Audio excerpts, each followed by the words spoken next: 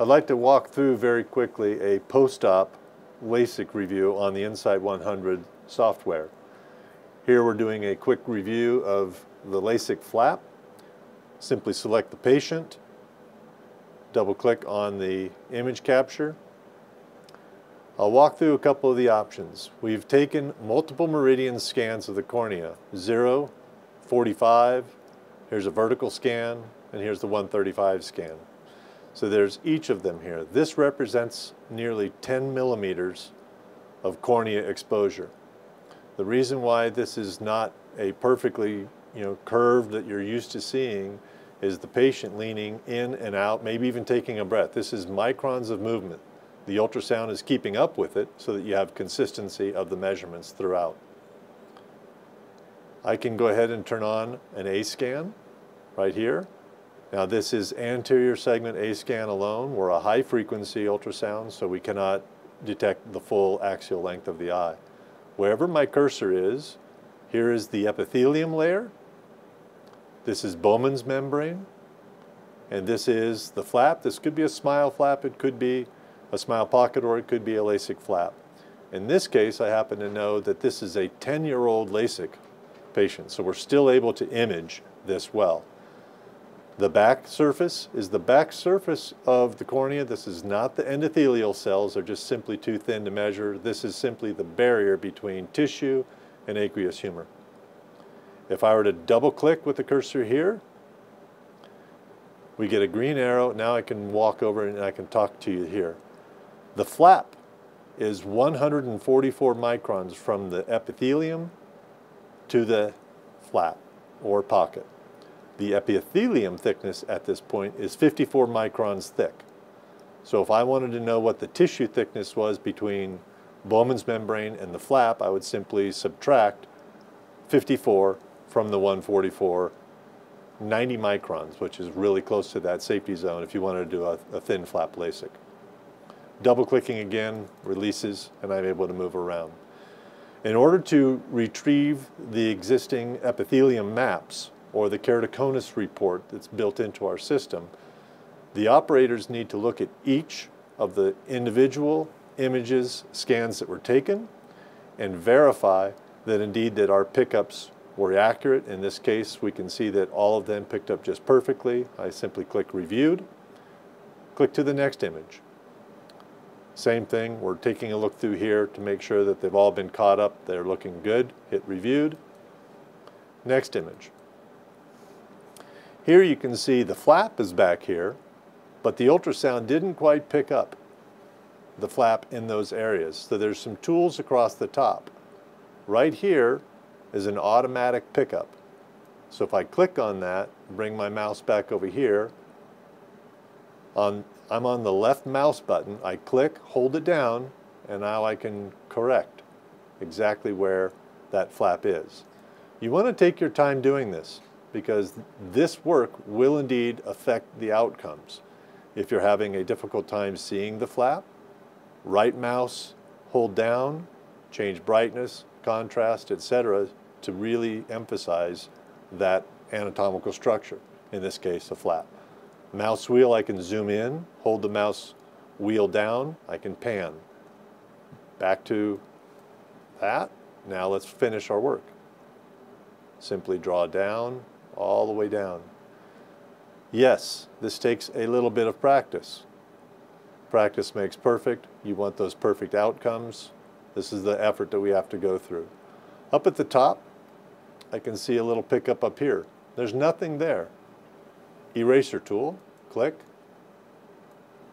Left mouse, hold it down, erase those. We're good to go. Back off. I've done a good review of that. I can hit Reviewed. Again, you have to go through each and every one of them, make sure your corrections are done. As a points of interest on this image, here you can see the entrance point of the keratome breaking Bowman's membrane.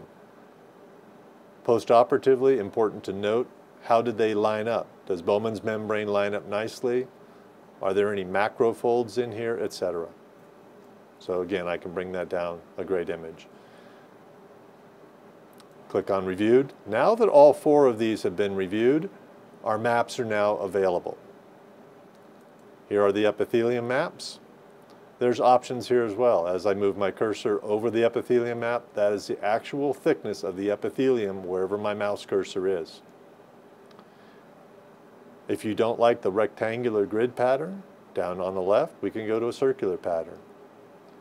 Here you can now see the actual optical zone of what we're capturing. So from the center, there's the 1 millimeter ring, so that's 2 millimeters across, 4, 6, 8, 10 millimeters. So in this case, we certainly caught at least 8 millimeters of optical zone of the epithelium. This is the stroma base. So this is stroma back to the back surface of the cornea. Again, there's your thickness maps, etc. If you are concerned about whether or not you captured all the data, you can also click on the meridians. So here's the meridians overlaid, and in this case, those meridians aren't all lined up exactly. The patient did not maintain a fixed gaze, looking straight ahead. However, we do make corrections within the software to pick that up as best as we can. We always instruct the operators to tell the patient, keep looking straight forward, just like underneath the microscope, gazing forward at the target, gazing forward at the target. Each of these scans is less than a half a second. We want to make sure the lids are out of the way. In this case down here, we had a little bit of lid in the way. That's why there's no data on this screen. The other important component here is a keratoconus evaluation. Now this is a post-op patient, so it's a little bit different. Nonetheless, here we have the epithelium map, stromal base, and entire cornea. This is a tomographer, not a topographer. Therefore, we have a little bit different color gradation, color scale. This here is a standard deviation map. From a patient population of approximately 7,000 patients, we have a lot of data on what a normal cornea would look like. And in this case, as I move the mouse around and the colors equate to the scale over here, we are, in this case, where my mouse is, about 2.5 standard deviations thicker than a normal cornea or a normal epithelium. And the same with the stromal base here. On the right-hand side over here, comprising of 140 patients or so, we have a keratoconus classifier. The RSK is not risk. A lot of people tend to say that, but it's Reinstein-Silverman keratoconus score. In this case, this is not a keratoconus patient. It's well above the line. These are the 4 gradations of keratoconus patients. If this line were down here in a pre-op, you would make the determination if they're a keratoconus patient. Instead of doing Lasik, you're probably going to do an ICL or maybe even a PRK on that patient. So this is a quick walkthrough.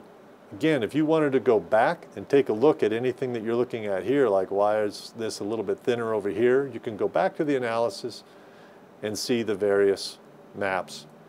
Use your A-scan and walk up and down to see exactly what that is. Now I mentioned how this is not your typical looking OCT type image. Well, if you want to look at the corrected view, here we have what would normally be, you might see in an OCT. Again, brightness, contrast. An OCT is going to have a very difficult time picking up the LASIK flap there, unless it's directly after surgery. We also have a multi-frame view. You can look at the multiple frames that you've taken, and you have all of that available in reporting. So you can save and or print these reports right to your local hard drive, export them into your PAC system for your EMR records, etc. So that again is a quick review of the keratoconus for a post-op LASIK SMILE patient, determinations as to health of your procedure. Thank you very much.